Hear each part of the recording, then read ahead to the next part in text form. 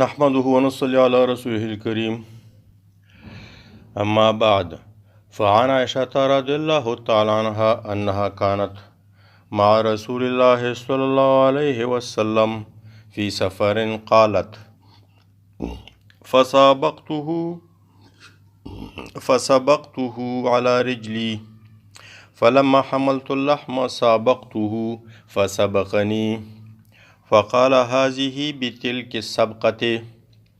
رواه أبو داود. وعن جابر رضي الله تعالى عنه قال قال النبي صلى الله عليه وآله وسلم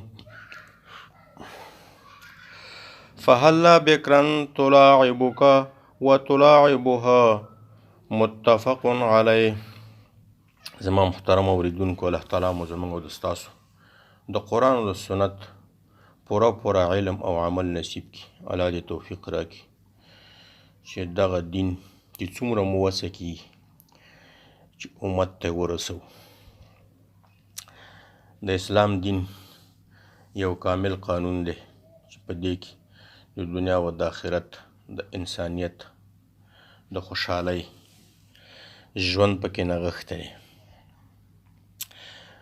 په دې قانون اسلامي کې د هر چا حقوق ذکر دي. په هغې حقوق یې حقوق د ښځې دي. یو د هغې حقوقونه دا حق دی چې خاوند او میړه د خپلې ښځې سره خوشطبي، لطف، نرمي او لوبې وکړي د هغې د خوشحالولو دپاره. په هغې لطف و مهربانۍ لوبو کې یوه لوبه د مسابقې ده، د سباق ده،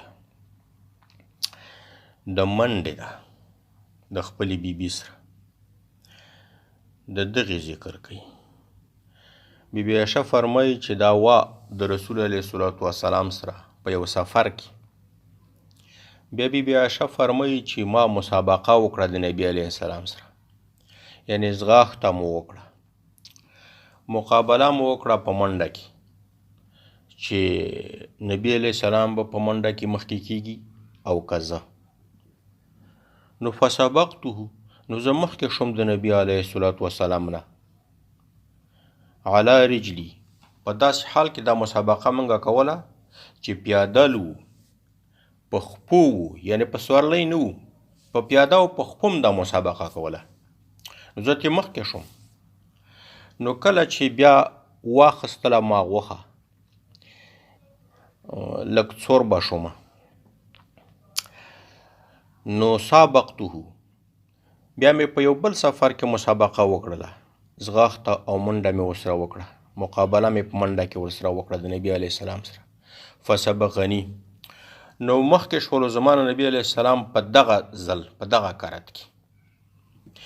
بیا نبي علیه السلام وفرمیل هذه، دغه مخکې کېدل زما، بتلک سبقتې، په بدل د هغې مخکې کېدلو دی چې ته زما نه مخکې شوې وي. یعنې چې مخکې ځل ته زما نه مخکې وي، مسابقه دې ګټلې وه او اوس ما مسابقه وګټله، نو دا د هغې بدل شو. په هغه اول ځل کې بیبي عایشه پیغله وه، ځوانه وه. نو پیغله او ځوانه فطرتاً د هغې بدن سپک وي او غوښه پکې نه وي، نو هغه منډه ښه وهلی شي، نو ځکه د نبي علیه السلام نه مخکې شوې وه. د دویم ځل کې بیبي عایشې عمر څه وختی او بدن یې څه غوښه نیولې، نو په دغه وخت کې دا د غوښې د وجې نه درنده شوې، نو نبي علیه السلام ته نه مخکې شوی. نو د دې نه چې دی یو خو مسابقه د ښځې او د خاوند، ځغاښت او منډه، دا ثابته شوه، او بل دا ته ثابته شو چې نبي علیه السلام دې ته تسلي ورکړه. ګوره دومره دلجویي کوي چې دا ځل خو نبي علیه السلام مخکې شو، نو تسلي ورکړه بیبي عایشې ته چې ګوره خو دا د هغې په بدل کې شو چې مخکې ته زما نه په مسابقه کې ړومبی شوې وي، دا د هغې په بدل کې. دارنګې نبي علیه الصلاة والسلام د جابر صاحب نه روایت دی، نبی علیه السلام د اوږد حدیث دی، نبی علیه السلام ورته ویلي و چې واده دې کړی وي؟ چې او څوک دې کړي؟ وی کونډه مې کړي. نو نبي علیه السلام ورته وویل که نه چې پیغله دې ولې نه کوله، ځوانه دې ولې نه کوله. نو هغه ورته وویل که نه چې ما ته 9 خویندې پاتې دي د پلار نه یتیمانې. نو که چېرته داسې ښځه مې کړی وی چې هغه هم ځوانه وی نو بیا به ټولې یو شان وی. نو د دې دپاره چې د کور حفاظت او تدبیر ښه طریقې سره وشي نو ما چې دی کونډه وکړله چې د کور حفاظت او انتظام وکړي. نو نبي علیه الصلاة والسلام د ځوانې ښځې هغه ورته وي ترغیب او وجه چې فهلا بکرا تلاعبک وتلاعبها، ولې دې پیغله او ځوانه نه کوله؟ په پیغله ځوانه کې دا فایده ده چې هغې به ستا سره لوبې کولی او تا به د هغې سره لوبې کولی. نو د دین هم د نبی کریم علیه الصلاة والسلام څه ثابت شو؟ هغه لطف، مهرباني، شفقت په حضرت جابر صاحب باندې.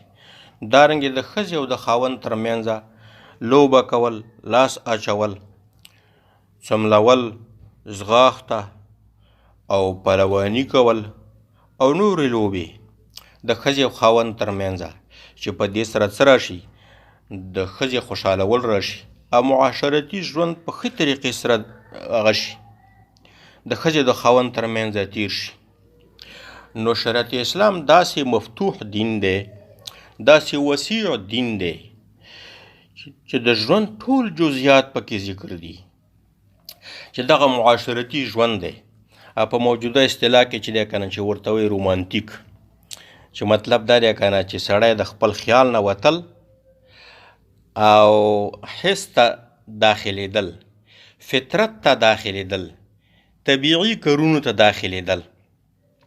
نو دا اوس هغه حالت دی چې شریعت اسلام ذکر کړی دی.